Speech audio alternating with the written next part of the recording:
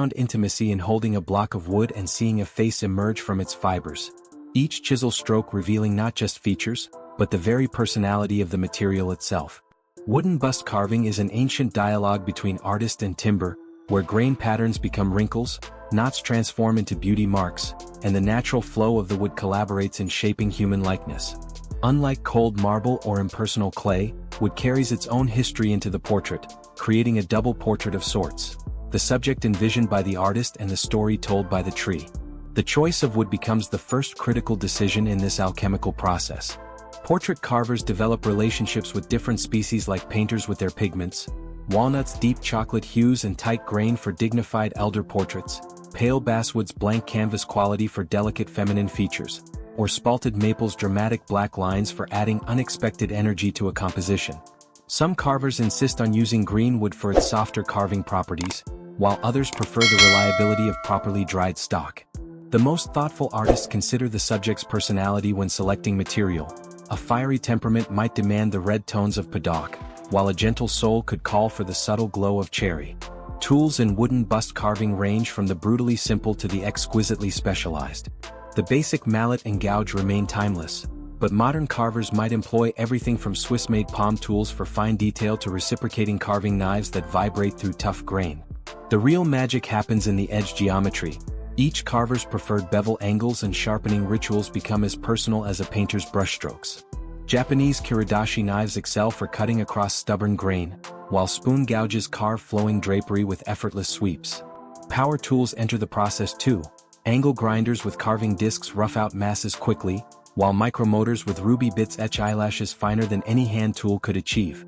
The carving process itself is a dance between intention and surrender. Unlike clay modeling where material can be added or subtracted freely, wood demands commitment. Each cut is irrevocable. Master carvers develop an almost clairvoyant sense of the wood's internal structure, anticipating how grain direction will affect their chisel's path. They work rhythmically, moving from larger tools to smaller as the bust emerges, constantly rotating the piece to maintain balanced proportions. The most skilled leave traces of their process visible, perhaps the facets from initial blocking out preserved in the back of the bust, or tool marks deliberately retained in the hair to emphasize the carving's handmade quality. Anatomical knowledge separates competent carvers from true portrait artists. Understanding the skull's architecture is essential. The zygomatic arch's curve, the nasal bone's angle, the way the mandible shapes the entire lower face. But beyond technical accuracy, great bust carvers capture what the French call le regard, that ineffable quality of a living gaze.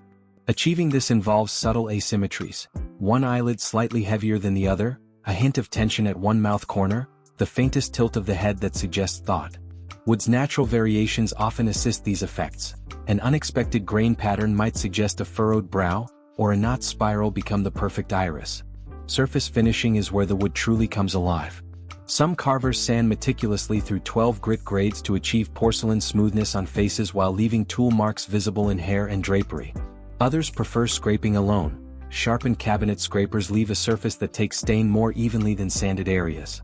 Staining techniques range from traditional aniline dyes to experimental approaches like using iron acetate, steel wool dissolved in vinegar, to create gray tones in oak. The most daring might gild select areas, perhaps a headdress in gold leaf against natural walnut skin tones. The bust's base deserves equal artistic consideration. Some carvers incorporate the original tree's natural edge as a pedestal, connecting portrait to origin. Others mount the bust on turned columns that echo the subject's proportions. A thick neck might demand a substantial base, while a slender face calls for something more delicate. The most innovative might suspend the bust within a framework of branches, creating the illusion of the portrait emerging from the forest itself. Historical wooden busts face unique preservation challenges. Unlike stone, wood breathes, expanding and contracting with humidity changes. Conservators combat cracking with controlled environments and occasional treatments with microcrystalline wax. Insect prevention is constant. Freezing treatments or anoxic chambers protect against wood-boring beetles. The patina of age is often preserved. Those centuries of handling that have polished high points to a warm glow are considered part of the work's biography. Contemporary artists are pushing wooden bust carving into thrilling new territories. Some incorporate mixed media, perhaps inlaying glass eyes that catch light realistically, or using heated copper wire to burn fine lines into the wood. Others explore abstraction, carving facial planes as geometric facets while retaining recognizable likeness. The most avant-garde might create deconstructed busts where individual features float in space, connected by brass rods that trace the missing volumes. The emotional power of a masterfully carved wooden bust is undeniable.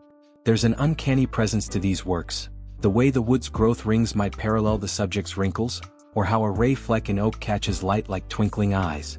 Unlike bronze or stone, wood retains warmth that invites touch, creating an intimacy between viewer and artwork. The best pieces seem to change expression as one moves around them, stern from one angle, amused from another, as alive in their way as the people they represent. For collectors, wooden busts offer unique joys. Their scale invites personal interaction. You can hold a bust in your arms, examine its details up close, feel its weight and texture. The wood's natural aroma creates a multisensory experience absent from other media. As they age, these carvings develop richer patinas, their surfaces polished by careful handling until they seem to glow from within. In an art world increasingly dominated by digital and conceptual work, wooden busts remain gloriously tangible, demanding engagement on physical and emotional levels. The tradition continues evolving while honoring its roots. Modern carvers still study Donatello's 15th-century wooden prophets in Florence, marveling at how the Renaissance master made limewood seem to drape like fabric. Contemporary tools like 3D scanners aid in capturing likenesses, but the final interpretation always returns to the artist's eye and hand.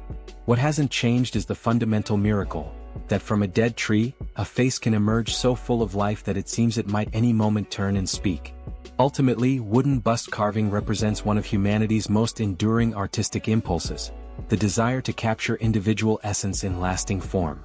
In wood, this practice finds perhaps its most sympathetic medium, a material that was itself once alive, that remembers weather and years in its grain, that will continue changing subtly long after the carving is complete. Stand before a masterfully carved wooden bust, and you'll soon realize, this is no mere representation. What appears at first as a frozen likeness slowly reveals itself as a profound conversation across time, between the tree that grew for decades, the artist who studied every grain direction, and the subject whose essence was distilled into timber. Reading the wood story. True appreciation begins with noticing the grain as topography. Observe how growth rings contour the face, perhaps a knot becomes a furrowed brow, or swirling fibers mimic laugh lines. The wood's history merges with human expression. Tool marks as decisions. Some areas polished to glassy smoothness, others left textured. Each surface treatment reveals where the carver collaborated with or challenged the material's nature. Light's transformative dance. Morning sun may highlight the strong jawline, while dusk softens features. The portrait subtly shifts personality with the day's rhythm. The carver's alchemy. Great portrait carvers perform a kind of material clairvoyance, seeing the face within.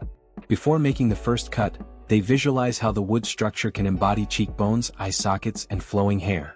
Working with time.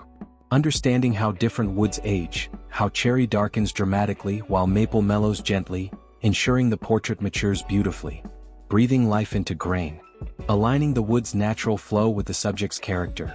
Wild grain for tempestuous personalities, tight rings for serene countenances. The uncanny presence.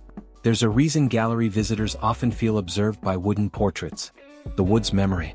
Having seen decades of forest life before being carved, the material brings its own quiet witness to the human likeness. Tactile magnetism. Unlike stone or metal, wood's warmth invites touch, creating intimacy between viewer and artwork. Shared aging process. As both the wood and our own faces change over years, the portrait remains a mirror that evolves with us. Contemporary innovations. Today's carvers are redefining the tradition. Multi-wood portraits. Using contrasting species to highlight facial features. Walnut for shadows, ash for highlights. Kinetic elements. Incorporating movable parts that allow expressions to shift subtly. Environmental statements. Creating portraits from storm-fallen urban trees, giving them new life as community memorials. How to engage deeply. When you next meet a wooden gaze, circle slowly. Discover how the expression changes at each angle. What appears stern face on might reveal humor in profile. Notice the negative spaces. The carved hollows around eyes or between lips often hold as much meaning as the solid forms. Consider the backstory. A 17th-century limewood saint, a modern walnut activist, each carries layers of cultural dialogue in its grain. This is portraiture at its most profound. not frozen in time but living and breathing through organic material. The tree's years, the subject's moments, the artist's hours of labor, all compressed into a single enduring gaze that continues to watch the world long after its creators have departed. Perhaps what we respond to most is the quiet understanding that wood, humanity's oldest companion material, still has new ways to reflect our shared humanity back to us, one carefully revealed face at a time.